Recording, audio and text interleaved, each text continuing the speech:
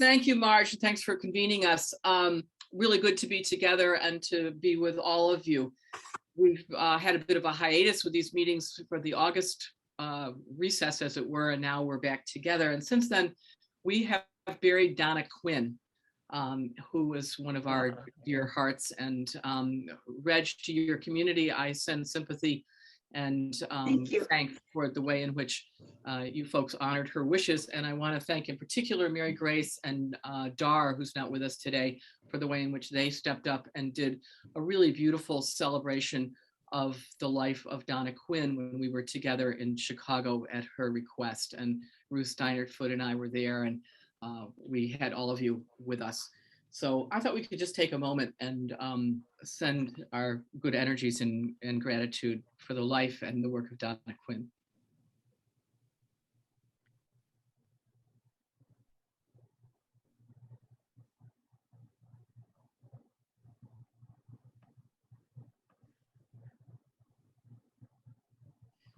She was our own. One of the reasons I start with that is because it's a really good example of how liturgy and ritual work in the real world. And the purpose of our time today is to share among ourselves as Women Church Convergence and those who come to be with us, some of the work that we're doing in our groups and in other venues that may be useful for the whole of the Women Church Convergence and can be shared. So why not give the best fruits of our labor to our friends?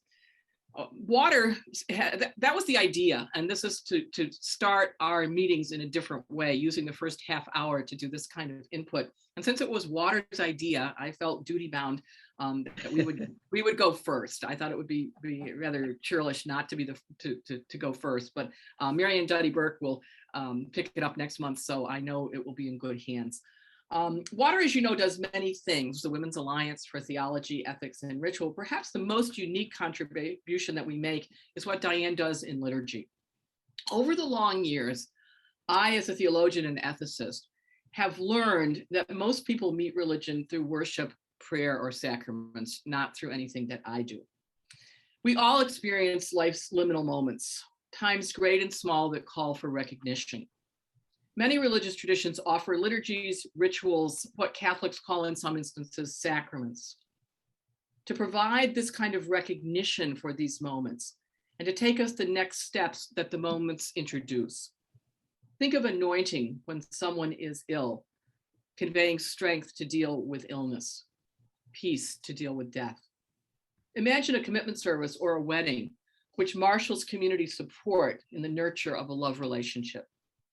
Or picture a Bridget feast or a protest march that becomes something more when they're seen as part of liturgies and rituals for justice.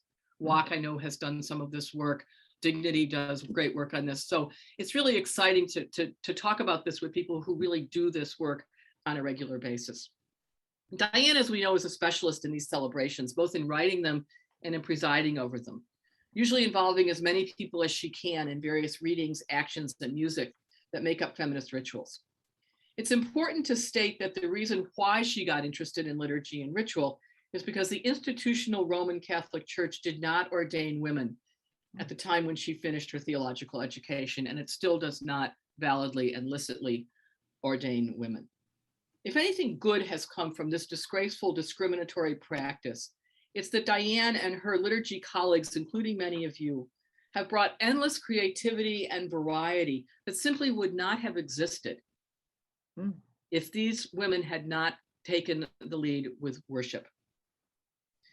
They've reached people who would never have had their lives celebrated. The good news is that these feminist rituals and liturgies are translated and used in various parts of the world, and we receive such things from various parts of the world.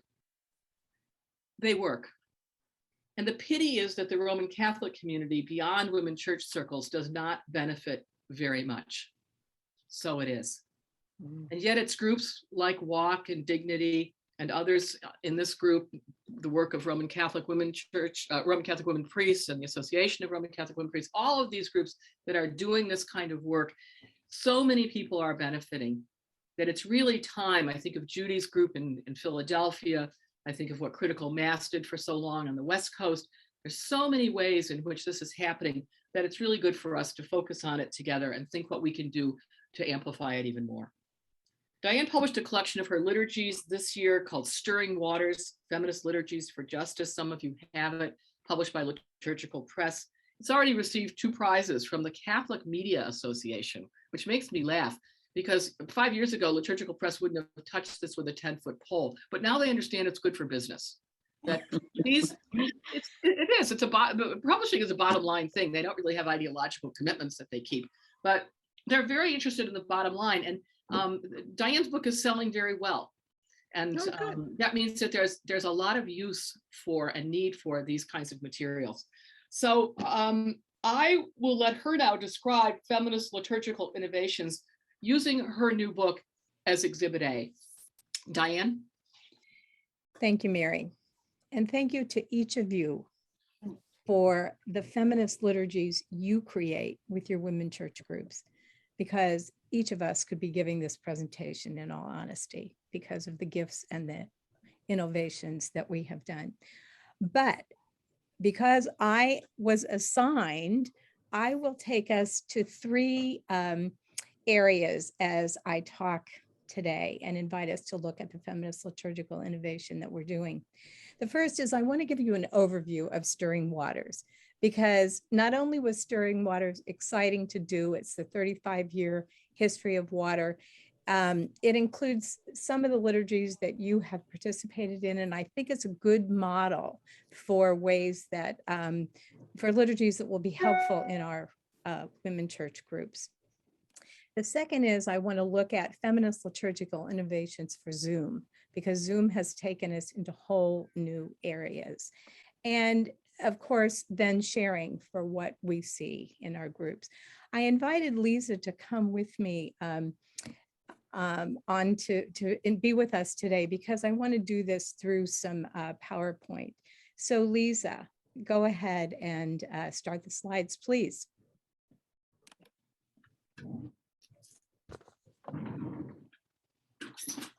Water. Rain, streams, lakes, rivers, oceans, ponds, creeks, pools, mud puddles, wells, waterfalls, and the fluids of most living organisms.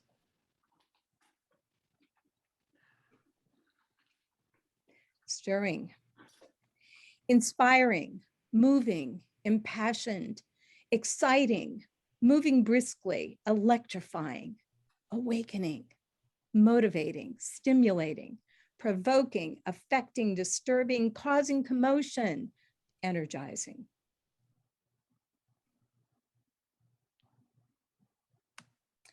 Stirring Waters captures all of this. Feminist liturgies capture all of this. Inclusive liturgies capture all of these words.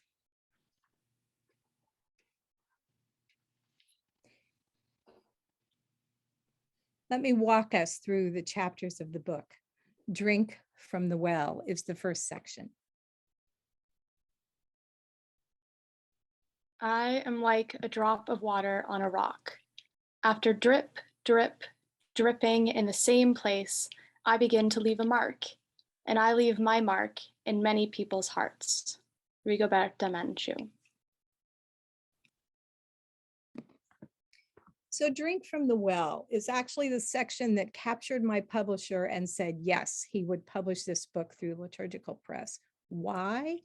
Because of the wealth of experience of the women who've gone before us.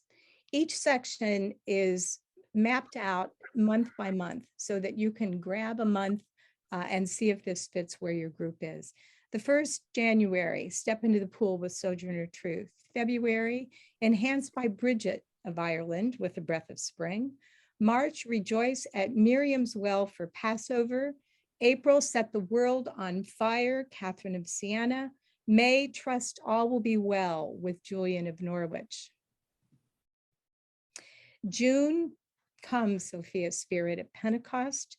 July, Witness with Mary Magdalene. August, Honor a Wise Woman. September, Return Thanks with Hildegard of Bingen. October, Walk in Providence with St. Mother Theodore Guerin. November, Solidarity with Comadres and Martyrs of El Salvador.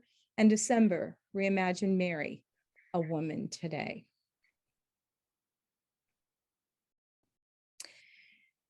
Once we understand the depth of the well, it's our turn to step into the pool. Section 2. While the water is stirring, I'll step into the pool. Sojourner Truth. January, Recognize Women in Politics. February, Called to Heal. March, Come to the Waters of Peace for World Water Day. April, Return to Life for Earth Day. May, Reach for the Stars with Sally Ride on National Space Day. June, Praise the Sun for Summer Solstice. July, Stand with Mala Yousafzai.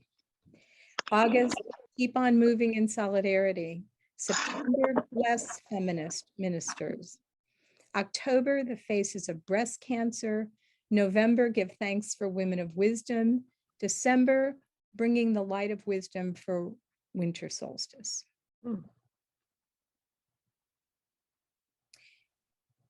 The third section invites justice to roll like water and challenges justice to roll like water.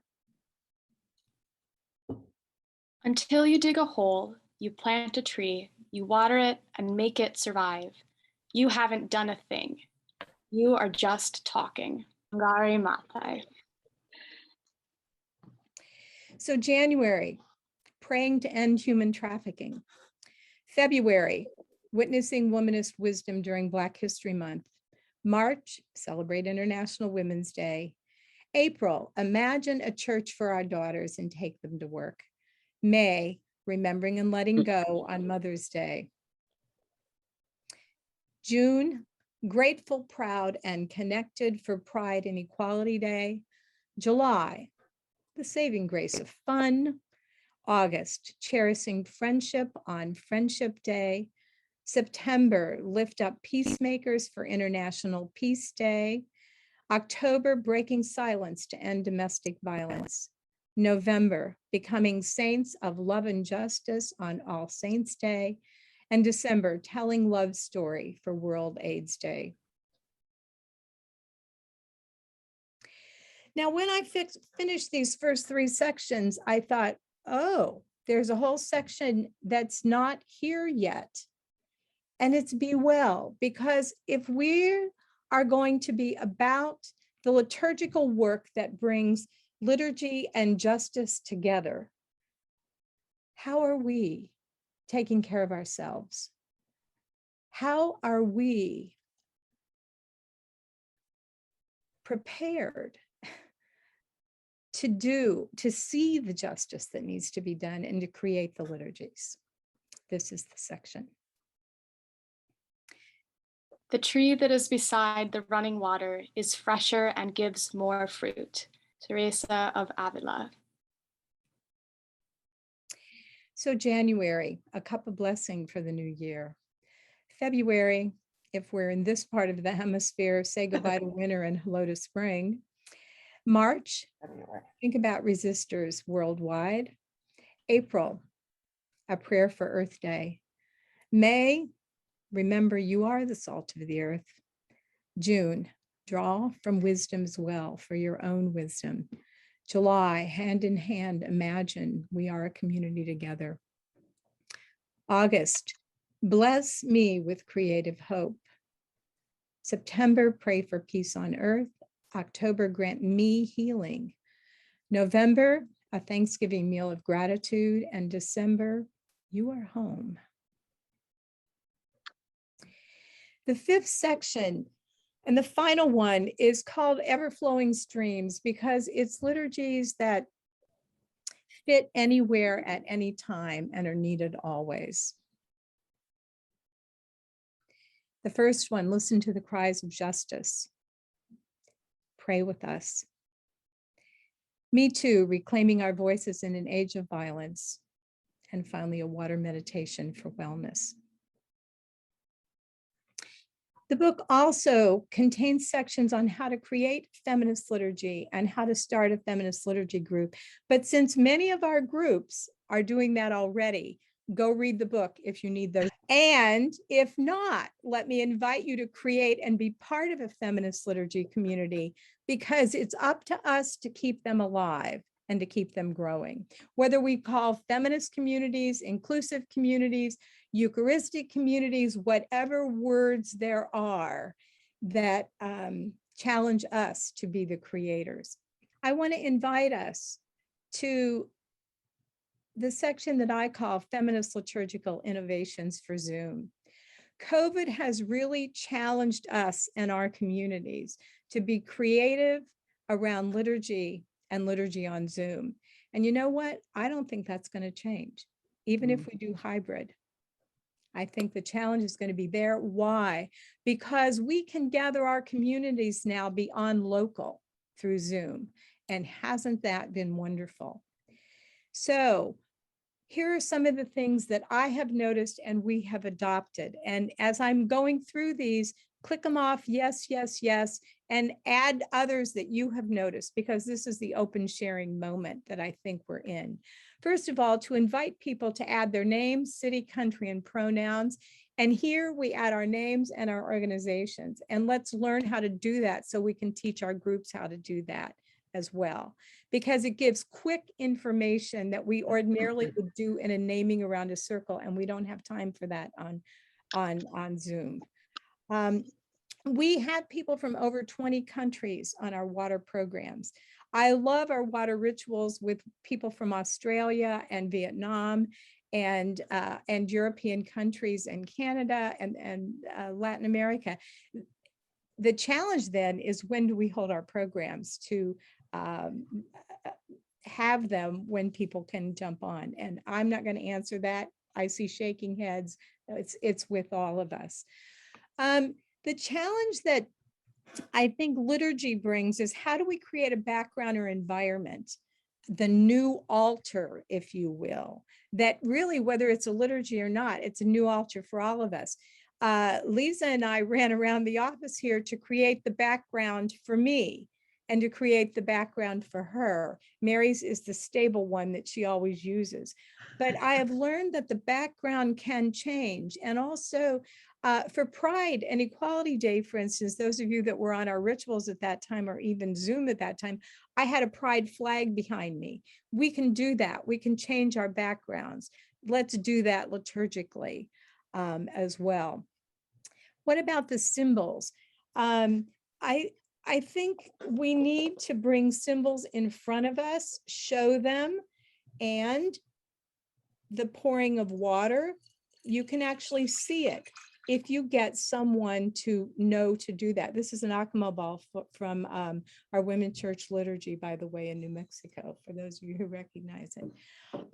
In terms of candle lighting, you can invite everybody to bring their candle, but be sure and have them hold it, and so that everybody can see it. And there is a power in seeing all these candles that are glowing around the world when we do that. Many of our groups are doing that. I'm just pointing it out, the visibility and the power of the symbol, so that we can all see it. Bread and wine. This is, of course, our Eucharist always challenge. This one's a little bit bigger, but it's the first one that I ever had. If you, let's see, if you put me on speaker in your gallery, let's see, Marge is there at the moment on mine. Let me take it off. Anyway, this is a little big, but you can see that the bread, then you would show the bread and invite your people to do this, because it's Eucharist.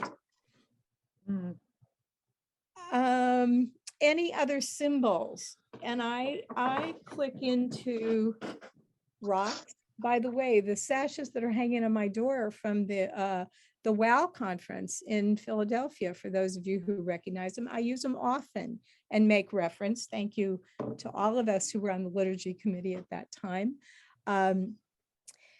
What about the challenge of music? And Lisa and I were talking about this. I have a lot to learn from Lisa.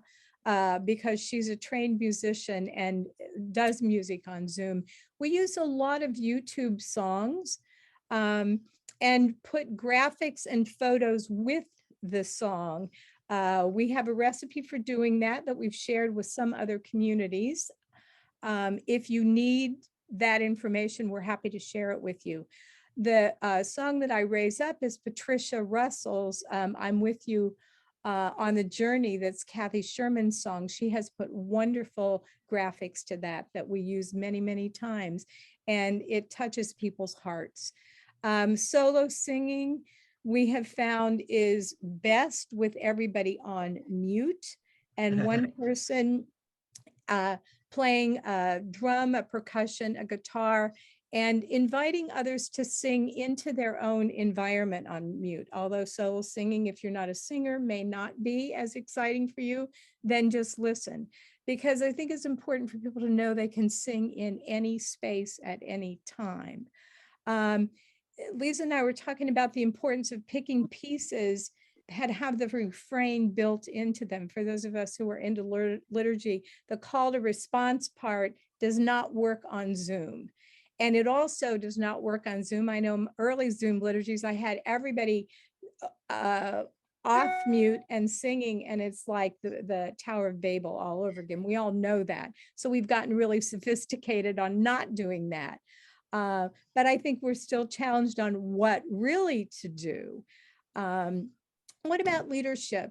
I have found, and this has always been a piece of my liturgy, the liturgy belongs to the community. And so many people should have parts. What we do here is come up with the script of the liturgy and put people's names on it, send it out to them the day before the liturgy. We'll do this Monday for Tuesday's liturgy in the evening, and ask them if they'd be willing to read the part or pray the part. And they respond back, yes or no, I can't. And then we get someone else. I have found that to be really effective for getting leadership in liturgies. And I know some of you have as well. So I'm just saying it out loud of tricks that have worked. In terms of responses for litanies, which we're used to, this would be the call response part. I now have the person who is reading the litany part also do the response rather than the whole community, and have people respond in their own space. Shared reflection, we've now put people in groups of 3 or 4, which people have really liked a lot. Because it gives them the small community connection. Oftentimes, I've had people from Mexico, Canada, and the United States in the same group. And wow, how wonderful is that, if that can happen? It's all random, so who knows? Let me pause there and just open it up with maybe the next couple minutes of sharing. What have you discovered? Because we've got liturgists on this screen, and we all are liturgists anyway. What else works for you? Let's stick with Zoom for a minute, since that seems to be where the liturgies are. What haven't I named that you have discovered is important? This is Carolyn. We've gone from a public celebration to house church for the last quite a few years. And the readings are sent out a week ahead of time, and we comment on the readings, we change them, we put in poetry, we do this and that, until we come to consensus, and then that is fit into the liturgy. We do have a form, but that is rather fluid too. So then a few days before the liturgy, the whole thing is sent out to all of us, which is 8 to 10 people. And so we're familiar with it and have time to sit with the readings. And then when we start, we're on Zoom. We have people, we're in the San Francisco Bay Area. We have people in Sacramento, in the state of Washington, in Ireland. that join us, and we volunteer to read or read or do whatever at that time at the beginning. So our musicians are in the state of Washington, and they've prepared all the music, and most of it is recorded, and they have the equipment so that it comes out sounding fairly good. We're all on mute when we sing on our own. And since we're a small group, our shared homily is with all of us. We don't break into groups. Thank you, Carolyn. And you reminded me, Lisa told me one thing to tell everybody: to enable original sound on your Zoom so that you get the best quality sound from your musicians. We have not done this yet. We'll do it on Tuesday. How do you do it? Enable original sound must be something to turn on Zoom. If you don't know how, you can Google water staff, and Lisa will tell you more. How to I do don't it. know. I'll find out. Thank you, Carolyn. Somebody else to do. I wanted to say that in a lot of our liturgies, we assign somebody the response. The part that maybe we're all saying with our mute, there is one person saying it, so it isn't, there is some back and forth on Zoom. And different people get that assignment different times that we meet, so that you feel like somebody's representing you. I've done that too, Ruth, and I've assigned it as a reading, like a reading and a Oh. response, so that one person will do the reading and then the same person will keep doing the response.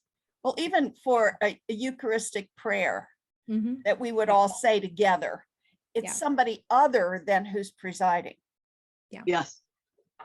Exactly. Judy?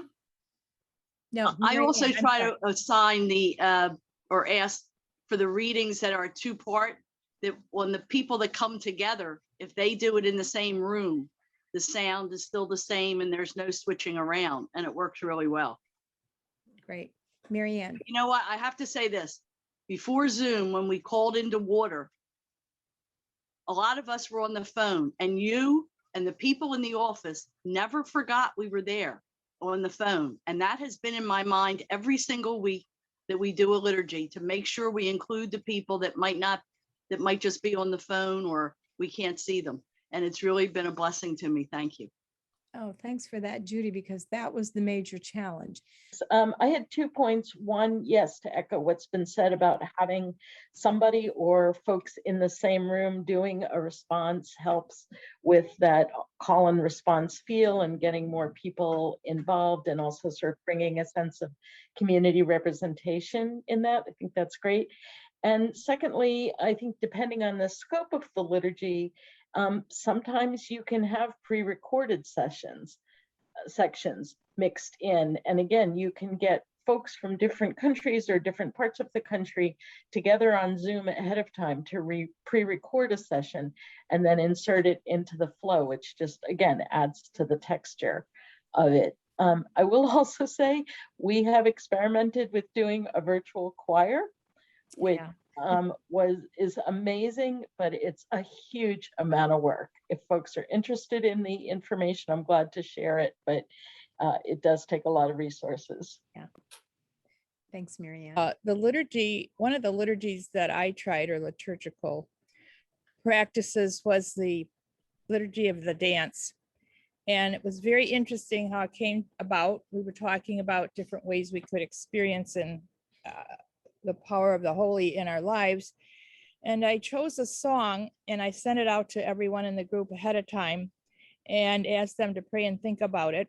And then when we got together, I suggested that they listen to the refrain and get up from their seats, go wherever they wanted to go, and express the words of the song as they felt that prayer growing inside of them. And after we were finished, we came back and we shared how the Spirit moved through that practice and that ritual. And it was amazing, the experiences that people had through dancing as a prayer.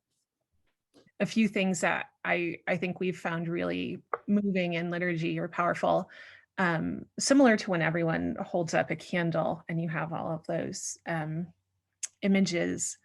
I've found that inviting people to raise their hand in blessing over one another is a similarly powerful moment. A couple of other things, I think the chat feature has been really lovely for prayers of the people. If people want to like put in their own petitions, or if we are remembering the names of loved ones who have died or remembering people who are ill, to see that kind of litany of names come out in a way that you can't necessarily do in other formats has been really nice.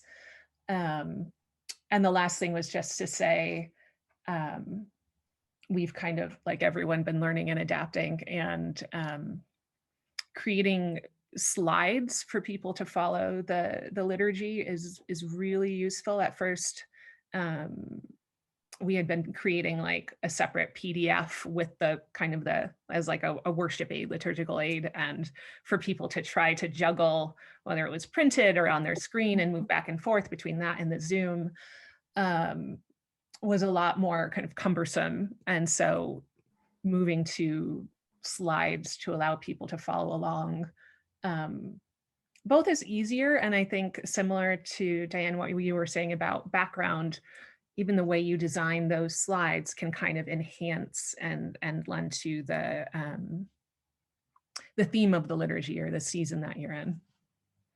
And I'll just tack on to Katie quickly that one thing that we've learned as you have more and more people join is you do need a tech team or at least someone who's monitoring who's coming in, the mute buttons, managing the slides so that the presiders or the readers are also not encumbered by those notifications happening, so they can be really present. So it's just kind of asking a few people in advance and making them co-hosts so they can help make sure the experience is the mood you want. Kathleen, you've had your hand up. Please go ahead. Oh, thanks. My comments are to do with liturgy in general. I think the most valuable resource I've ever had, because I primarily work with families in liturgy and with neighborhoods in liturgy, and it's a tool, very old, a book called To Dance with God by Gertrude Mueller Nelson. What's so beautiful about Gertrude's book is it ties the liturgy and the church liturgical year into seasons and holidays and family events, and it's filled with family activities. I actually attribute her book to the reason I have 3 adult daughters who are practicing Catholics, because, as they always said, our church was big enough for them to grow into. And so I just want to give that shout out to Gertrude Mueller Nelson and To Dance with God. I had the privilege of sharing that with the Association of U.S. Priests conference in the past, and it was also well received.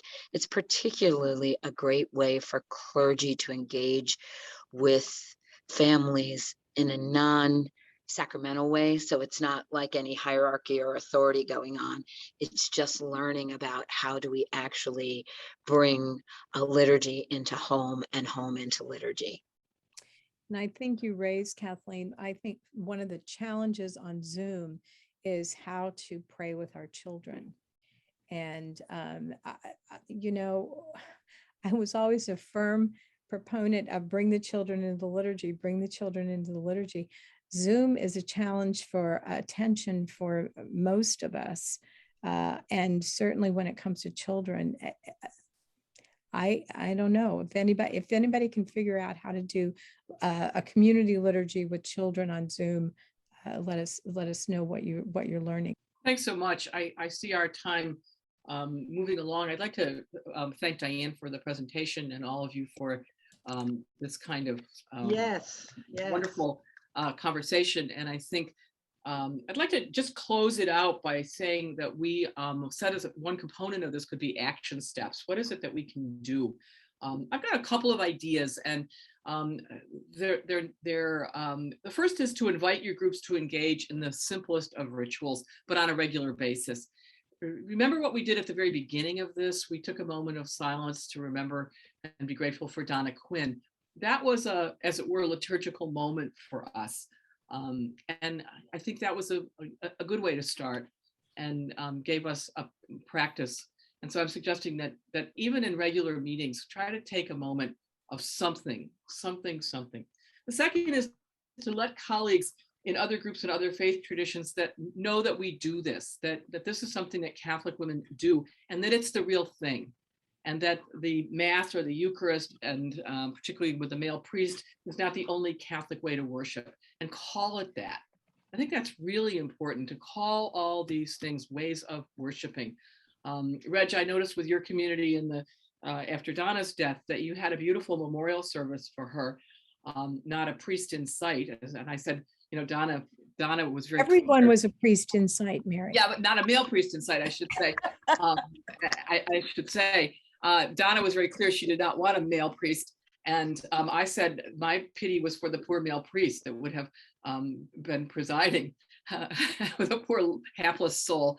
Donna would have jumped right out of the coffin, I think, and that would have been that. But to let people know that what we do is the real thing.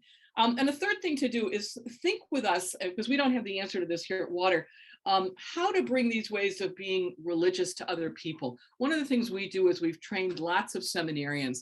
One woman was here yesterday who started as an intern at Water, and she's now a very successful pastor of a Mennonite church. And she was the one who raised the question, Diane, about the children and how her congregation is having wonderful Zoom liturgies every week, but what to do with the children. They've got 50 kids in their community. So that's a real challenge. So you know, how can we bring these things? Other women who've come through Water have said, you know, when they've gone out to pastor, everything they learned at Water is what they use when they pastor and when they do liturgy and ritual, not what they learned in seminary. I'm not talking about Catholics here now, I'm talking about women across the board. So think about how we bring this to people, how you bring it to younger people in your community. And then the last thing I would say is just a kind of a caution to avoid reinforcing the old outmoded models. I think that really is a problem. The God, Father, Lord, Ruler, King language that people use or even sit through in some liturgies and rituals that people go to. For example, if you go to a regular, as it were, parish church, I think we give scandal to listen to that, even much less to participate in it. I think we give scandal. So I think one of the other ways to make these kinds of liturgies and rituals happen is to really move away from the other ones with all deliberate speed. Just don't do it. And that really helps. I know it's kind of the back door, but I think that really helps to lift these up as the real thing. So with that, I want to thank you for your time and attention. I want to say that this is the first of what I hope will be many informative sharing sessions from all of our groups. Next month, we'll hear from Mary Ann Duddy Burke and the question of the practice of communion, who gets communion, the communion wars, as it were, or the communion discussions. And then I think the rest of the hour now I turn back to Marge for our meeting. And I know Mary Grace had something to raise, and Marge, you have something. So thank you all very much. And again, and Mary Ann as well. Thank you all very much, and good things.